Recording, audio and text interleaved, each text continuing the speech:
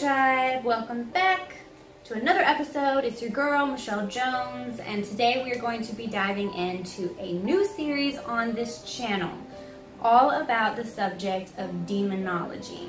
Now, I was going to try to cram the entire subject of demonology into like a little two-parter just for the 31 days of Halloween, but the more I learn about the subject, and be aware that I am totally still learning because it is such a vast, huge subject to learn about, and I've been researching and studying this subject since I was like 12, and I'm 27 now, so it's been a minute, and it's been like an on and off thing throughout my life. So what I'm really going to do with this series is just break it up, do pieces here and there, not try to like shove all of it at you within the realm of Halloween.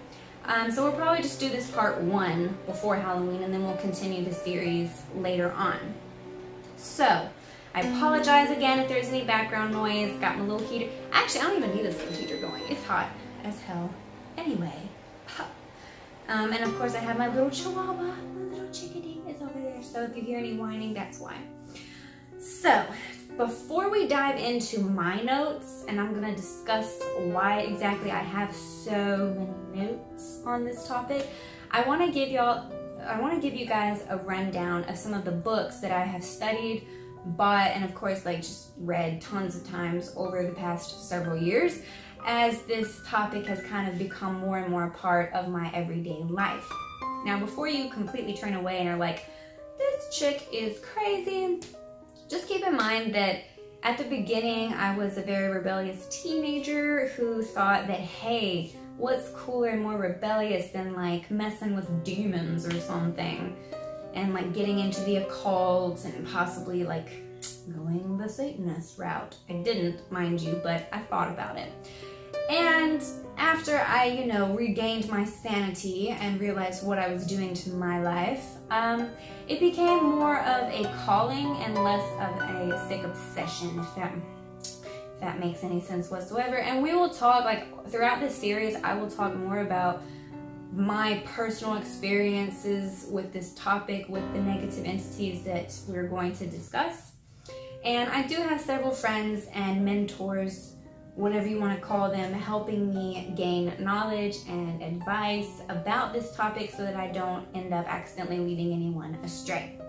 So, the majority of the subject of demonology is looked at through a blatantly Christian lens.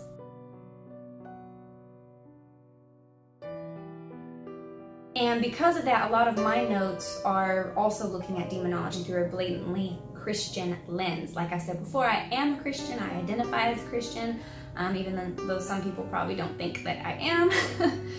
But we will have an entire episode in this series devoted to demonic entities in other cultures. We'll probably have more than one episode, honestly, because every culture and every spiritual path that I've ever researched has had some form of demon or negative entity, and every culture looks at these entities in a very different way. The way that we most commonly look at it, though, is through a Christian lens and looks at these entities in a very dark, negative, evil kind of way, which I ascribe to. But we'll get into that more later. Let me give y'all a little rundown on some of these books that I've been reading and learning from. So one of them that I'm still actually in the process of reading is actually called The Confrontation with Evil. Let y'all check that out for a second. So this book is literally the most in-depth review of the 1949 possession that sparked The Exorcist. So if you've ever read The Exorcist, watched The Exorcist, that is fiction, it's pure fiction, but it's based off of a real life event. And this book goes very far into detail about that event and what actually happened there. So I definitely encourage you to read this. I'm not even halfway through and I'm already hooked. So it's really good. I believe I do sell it in my Etsy shop. So if y'all are interested in buying it from me, just shoot me a message or check it out on my Etsy shop, which I will link down below. The next one was actually kind of a semi-gift from one of my cousins who is a very devout Catholic, and it is An Exorcist Tells His Story check that out. I hope I'm not too close to the, yeah, whatever. And this book is really good as well. I actually haven't read it all the way through just yet, but of course it looks at like exorcisms and being an exorcist, demonic possession, and things like that through a Catholic specific lens, which sometimes differ from other Christian denominations, but we'll dive into that monstrosity later. Another one that I'm sure y'all probably have heard of is The Rite, which they did make a movie off of with Sir Anthony Hopkins. I love him, by the way. The book is very interesting, very creepy. I definitely encourage you to check it out. It's a really interesting read. One that I just finished reading not that long ago, possibly even this month, is Fighting Malevolent Spirits. And the reason I really like this book is because the woman who wrote it, she's a paranormal investigator. She's also not Christian. From what I gathered, she's more of, she more so follows like a pagan path and things like that. But it definitely looks at demonic activity still in a very like evil lens. Like these creatures, these entities are evil. So even though she follows or ascribes to a different faith or spirituality, she still strongly recommends blessing homes, cleansing areas, things like that. And it's kind of like a how-to guide for cleansing and clearing spaces of negative entities and things like that. I highly encourage you to read this, especially if you are not Christian, because I don't believe that you necessarily have to be a Christian to believe and in some instances face demonic entities, because sometimes you don't have a choice. Another one that I'm sure you have all heard of, I hope anyway, is Deliver Us from Evil. And yes, they also made a movie about this one before. I have talked about this book a little bit in previous videos. This book is basically a bunch of real life stories from Ralph Sarchi's life. And what, I've talked about him before. He was, or possibly still is, a sergeant for the New York Police Department. And these are real life events that happened to him, some of which happened on the job as a police officer, and some happened in other areas of his life. Yeah, very interesting read. Highly encourage you to read that. We're getting there, I promise. It's not, this whole video is not gonna just be about books. Another one that I wanted to go ahead and put out there was Ed and Lorraine Warren's book, The Demonologist. There's a shot of the cover. Ed and Lorraine Warren have a lot of crap circulating about them. I don't necessarily believe any of it. Sometimes it's all just hype.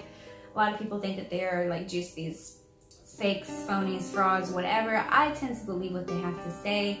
I think the news and the media just takes what people has to say a lot of the times and just completely blows it out of proportion or tries to like turn it on them, because the media is evil, as we've already guessed.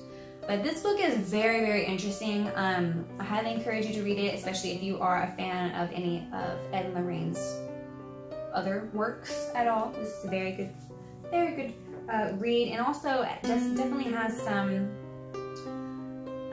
discussions about safety precautions in this that everyone needs to take. Like, demons are no joke. You don't just go in and face a demon and you're just, perfectly fine afterwards. There are psychological effects even after you come out of it.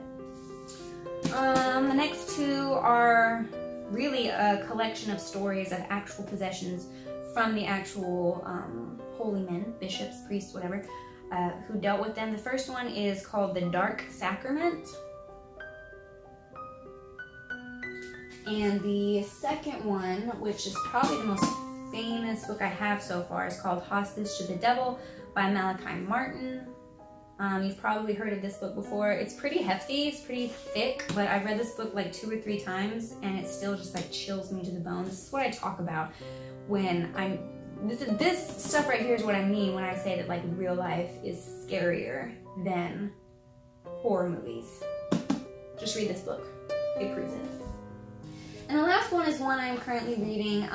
This book, you may or may not want it. I'm not saying that you need to read this book at all. It's more of a discussion, kind of like a workbook for specifically Christians who are dealing and learning about demons and angels and God and, you know, all these things. It's called Unseen by Jack Graham.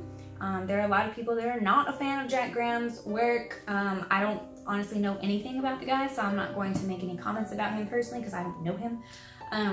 But I've had a few people be like, oh, you're reading his book, and they kind of get weird about it, so I don't know what's going on there.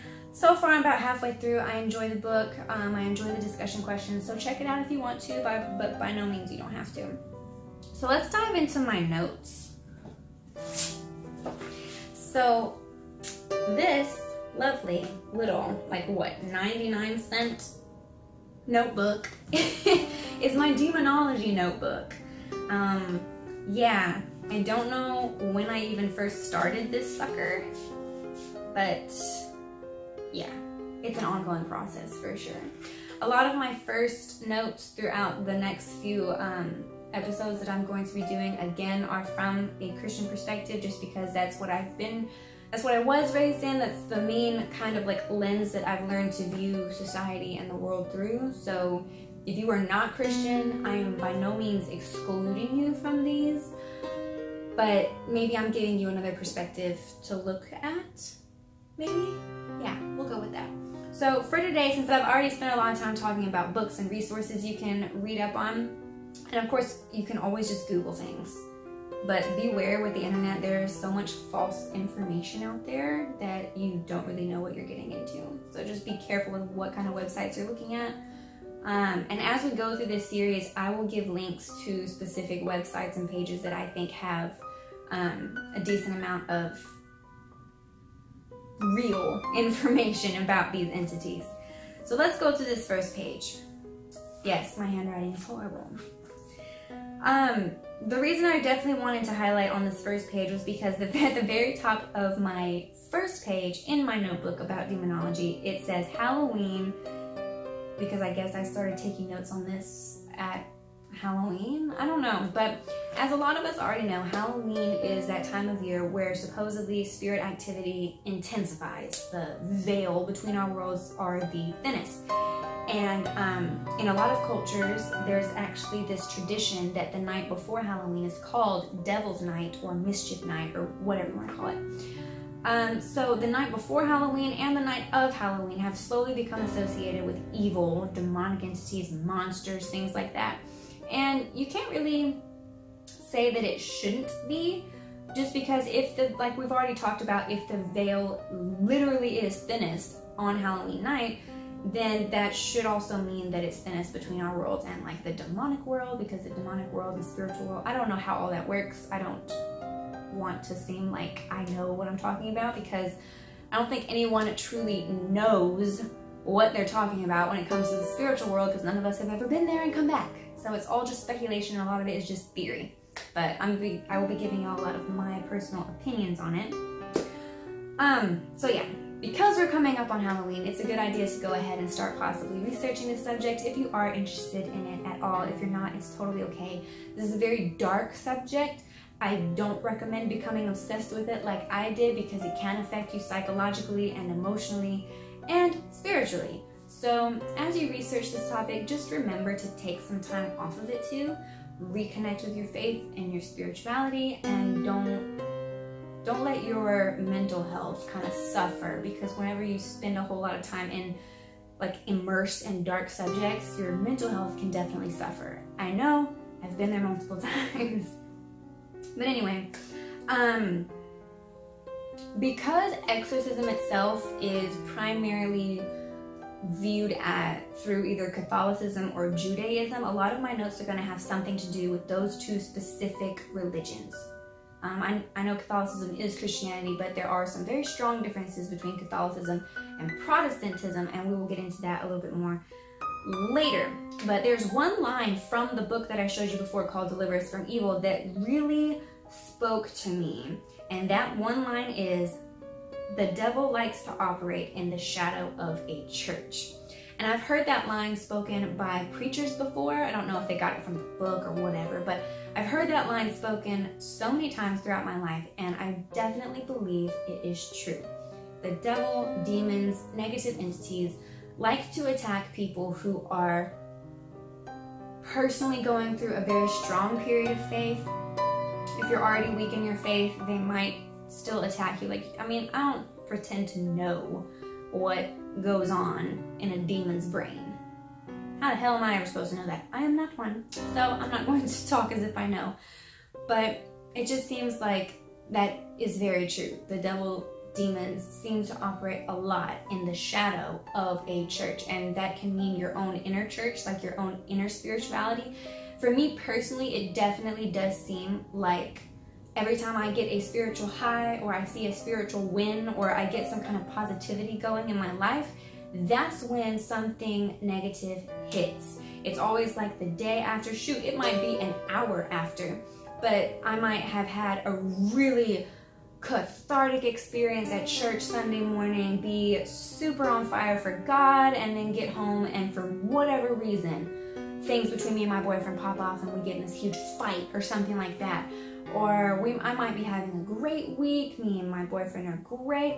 I have noticed that, like, for me personally, a weakness of mine has a lot to do with relationships, love, lust, things like that. So that's where demonic and negative entities and energies tend to afflict me personally the most. And I'm just gonna let y'all know right now, I'm going to be very transparent with you guys, specifically during this series, because demonology is no joke. Like, if you ever have experience with negative entities, demons, or even just negative energies from other people, it can like devastate your life if you let it. Like, if you let it infiltrate your mind and alter your decisions and choices, it can seriously devastate your life. I know because I have been there. And we'll talk more about that later. I just want to let y'all guys know that sometimes we're going to get a little deep and I'm going to get a little personal. So just be prepared for that. But yes, for me personally, it definitely does seem to ring true that the devil operates in the shadow of a church. Sometimes it operates within the church. We see a lot of hostility between churches, between denominations, between people of the same faith, definitely between people of different faiths. So yeah. The devil, demons, I personally obviously believe that they do exist, and I do believe that they operate in the shadow of faith right there, which is even creepier if you think about it. We've already kind of talked about in a previous episode, I don't remember which one, I think it was like literally the one I did yesterday, about the Saint Benedict medal, the bracelets, the rosaries, things like that. They do help protect against demonic forces. I don't know the entire story of Saint Benedict by heart. I know I've read it several times, but I honestly don't remember it by heart. But basically, Saint Benedict was able to cast, he had a very strong faith, which, you know, all saints did and do. But because of his strong faith, he was able to cast out demons in the name of Jesus and things like that.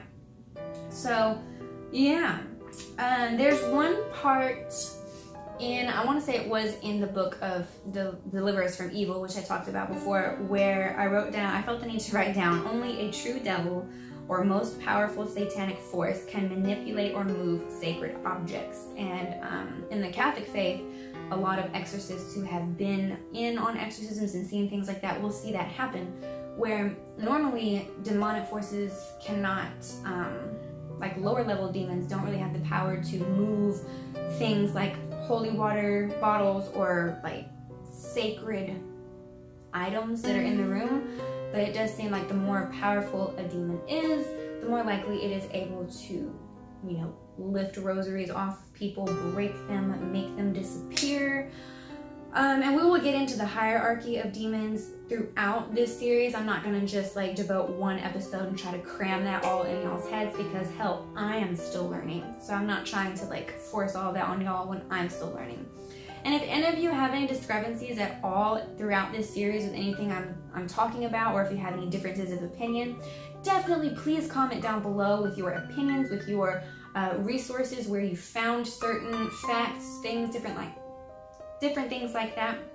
because we are all learning together, and I by no means want to portray myself as some kind of like expert, end all be all, like I know everything, because I definitely do not know everything. This is just a subject that I'm highly passionate about, that I've always felt a calling for, and I just kind of want to share that with you guys, share with you guys what I'm learning, and then learn from you as well. So if you have anything to add to this subject, please comment down below, and feel free to message me anytime. I'm gonna put my email address up here, which of course is just tribeofmanynations@aol.com.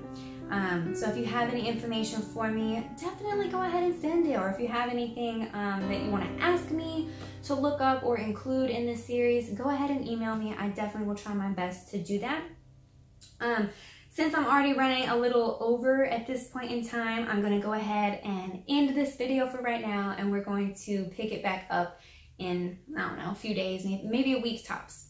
So with that being said, I love you guys. I hope you are having a great weekend, getting ready to go back to the week, getting ready for Halloween. Yeah, that's pretty much it, guys. Again, if you have any questions, feel free to message me or drop a comment down below. If you like this topic, this subject, if you liked the video at all, please give me that thumbs up. It definitely makes my heart feel happy whenever I see those little thumbs up coming my way. And by all means, subscribe to my channel if you haven't already. After Halloween, we will be getting back more into real life videos, real life discussions, spiritual discussions, things like that. So be prepared for that to happen. And yeah, I love you all, and I hope you are having a great day. And yeah.